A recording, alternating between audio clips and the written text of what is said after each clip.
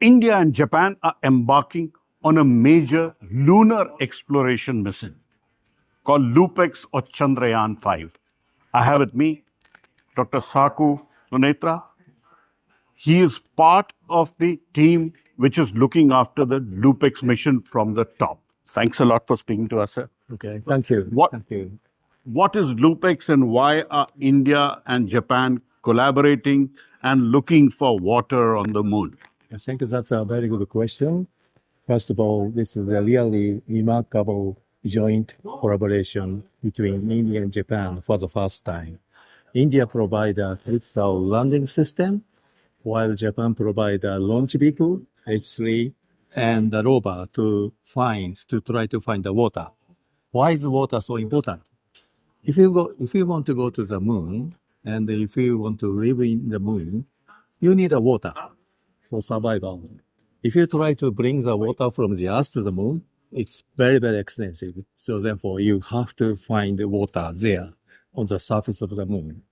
Also, industrially, if you have water, you can create fuel, hydrogen and oxygen, so that you can fly to elsewhere from the moon, which is much easier from going to the Mars from the Earth because of the smaller gravity. So there are multiple reasons to try to find the water. And the United States, European countries, Japan, India, all try to find water as early as possible. Otherwise, someone else find the water. They may say, this is ours. So this is where Japan and India should collaborate. You have a nice landing system, which we don't have, and we have a nice rover.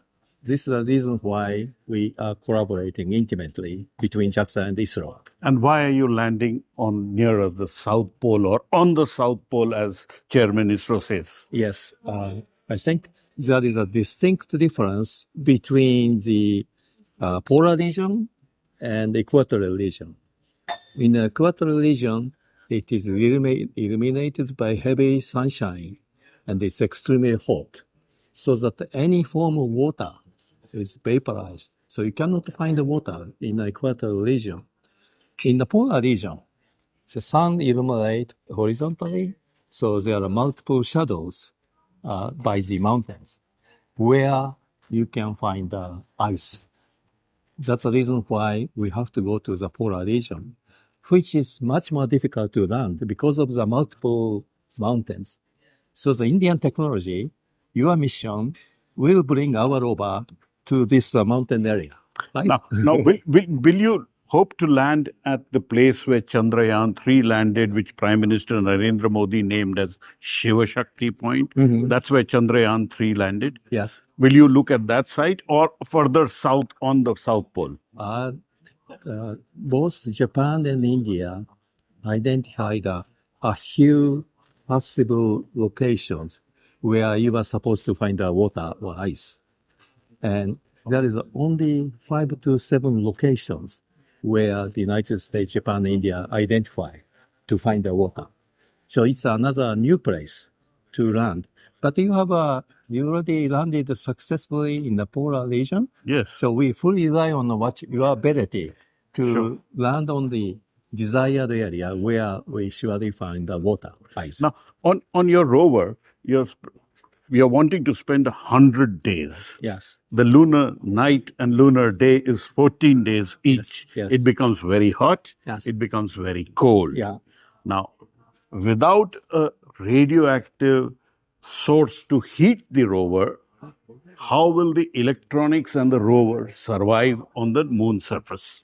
I think this is a very important question. During the night of the moon, you don't have sunlight, so that you don't have electricity. You have to rely on the battery. Yes. But it's extremely cold, below minus 100 degrees centigrade. Yes. So that this rover has a mechanism to protect themselves, to reduce the heat dissipation, so it insulates. Insulates. And there is a special insulator. When night comes, the insulator opens to protect the rover. So the rover will have a suit or a sweater to keep itself warm. Exactly. In the nighttime, they have additional sweater to make them warm. Now, if you find water, does that mean we can have human habitation, Yes. permanent habitation on the moon? Yes, I think so. Water is really essential for survival of humankind. First of all, we do need water to live. We do need, we can create electricity from water. We can create a fuel from water. There are other materials to be found on the surface of the moon. So that rather than bringing things from the earth, you have to create building and system there by moon material. That's the concept. So India and Japan together looking for water on the moon for permanent habitation on the moon surface? Yes. The building a facility on the surface of the moon is a really challenging, expensive job. So that one country cannot do everything. So this is where Japan and India should work together based on our experience of LUPEX. And so far, has the cooperation been good? I think excellent. ISRO is an excellent partner for us. They have a landing technology which is quite reliable.